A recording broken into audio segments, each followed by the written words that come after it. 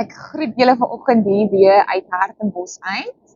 Dis 'n lieflike sonskyn oggend en gisteraand toe reën dit so bietjie en ek stap vanoggend uit die karavaan uit en aanskou net hierdie wonderlike sonstrale wat so oor die water skyn.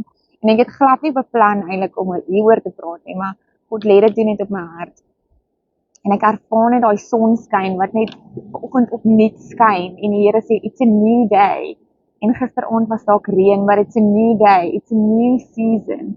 En ek wil net vanoggend met julle deel. Miskien is jy al lank in 'n donker seisoen of miskien is jy dalk net 'n bietjie moedeloos met die kinders na die vakansie of in die vakansie.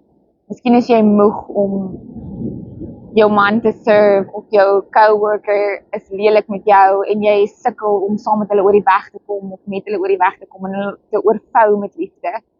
Maar ek wil met julle deel vanoggend in Filippense 2 staan daar die voorbeeld van Jesus. Dieselfde gesindheid moet in julle wees wat daar in Christus Jesus is. En dis moeilik want dis moeilik om in daai omstandighede te kies om liefdevol te wees. Dis moeilik om altyd ons wang te draai of om die minste te wees. Maar dis 'n keuse wat ons maak en ons doen dit nie uit ons eie liefde uit nie, want ons kan nie met ons eie liefde dit doen nie. Ons doen dit uit goddelike liefde uit. En Jesus, die Heilige Gees is binne jou. Met ander woorde, Jesus is binne jou. So jy het toegang tot sy liefde.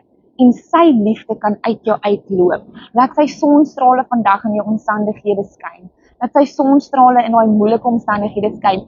Jesus sê moenie terugkyk nie. Maak jou vry van die seer van gister.